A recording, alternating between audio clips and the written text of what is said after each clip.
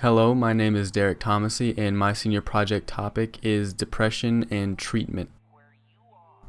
First, let's define depression. Depression is a feeling of severe despondency and dejection, accompanied by feelings of hopelessness and inadequacy. Depression is a condition of mental disturbance, typically with a lack of energy and difficulty in maintaining concentration or interest with life. There are three main types of depression: major depressive disorder, dysthymic disorder, and bipolar disorder. Major depressive disorder is the most common of the three different types of depression.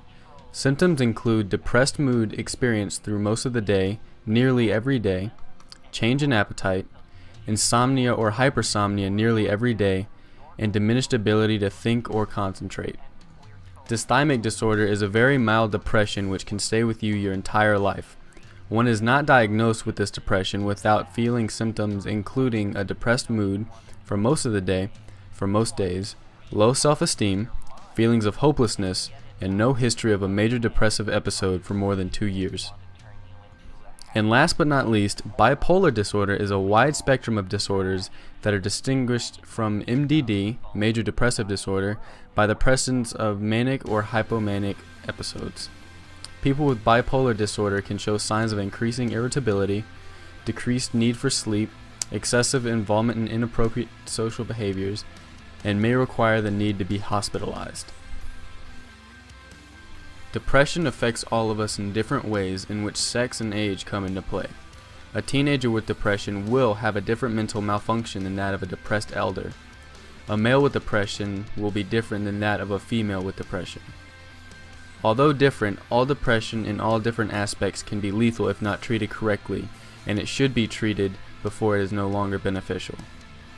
Suicide has an average of 94 completed attempts each and every day, with more than 2/3 of all suicide victims showing signs of depression before their death. So the problem we are faced with is simple. Depression hinders a person from expressing their emotions and feelings to the best of their ability. Let's take a look at art. Art is defined as the expression or application of human creative skill and imagination. No art is able to be created without emotion and imagination put into it. This being said, everything we do can be translated into art. Walking, talking, comedy, poetry, photography, spirituality, literally everything we as humans do is an expression of our thoughts and our imagination. This is known to most people as culture. With this simple concept, my answer to the problem on depression is this: implement different variations of art therapy into the treatment of depression depending on the various age groups and sexes. Studies have been done on the effectiveness on art in the treatment of depression with positive outcomes. There have been studies of the effects on cognitive thinking, a form of positive critical and creative thinking, which almost all results have come out positive, with the person having the depression announcing that they feel happier and tend to have a happier outlook on life.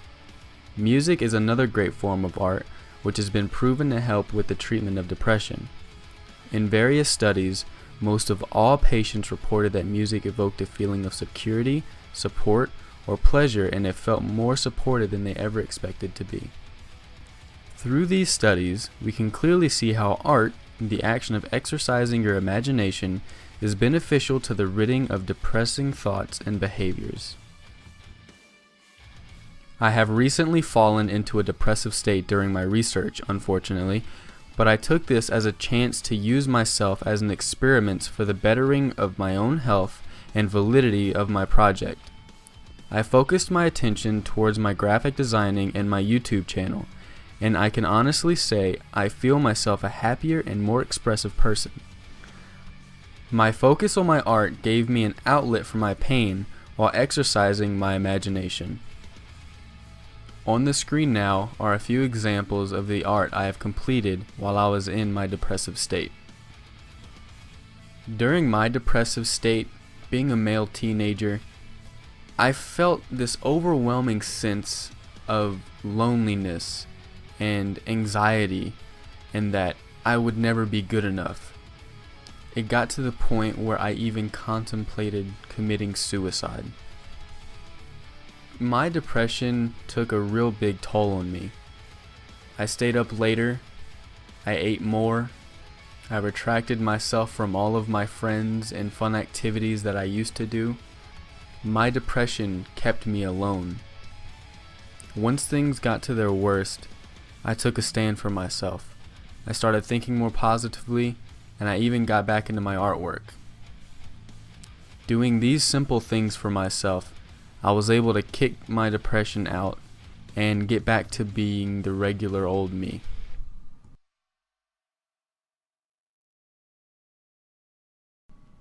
What I am about to show you is an excerpt from an interview with the actor Jim Carrey, who has had to overcome depression throughout the many years of his life. I've read a couple of places where you said you've struggled with depression from time to time. I was on Prozac for a long time. Yep, I was on Prozac for a long time, and I'm not sure. I mean, it may have helped me out of a jam for a little bit, but people stay on it forever. You know, I had to get off at a certain point because I realized that, you know, everything's just okay. No peaks and valleys.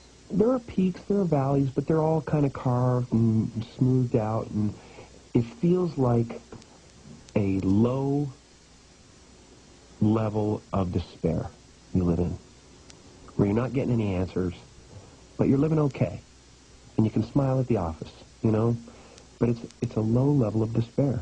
And you don't take any of them, you don't take anything now? Nothing. I don't take anything. I rarely drink coffee. I'm very serious about no alcohol, no drugs. Life is too beautiful. Later, Jim Carrey goes on to explain that he overcame his depression through spirituality and cognitive thinking. Although art is a very effective combatant towards depression, it isn't the only way of treating it. There are various amounts of ways, both FDA approved and experimental treatments, with the two most popular treatments being the use of antidepressants and electroshock therapy. These two types of treatments have some terrible side effects. Antidepressants can worsen your depression and increase thoughts of suicide. Electroshock therapy has a chance of disrupting your memory and cause a sort of amnesia. Depression has been known to return after discontinued use of both treatments, not to mention they are both very costly. My proposal to the problem of depression affecting every one of us is very simple, but I cannot do it alone. We need to create a club that encourages expression through any type of art. We need to encourage everyone to attend, depressed or not, to create a positive environment, further helping the ones who aren't feeling the best to get to their full mental potential. So without further ado, I would like to thank you all for listening to my presentation, and don't forget, express yourself.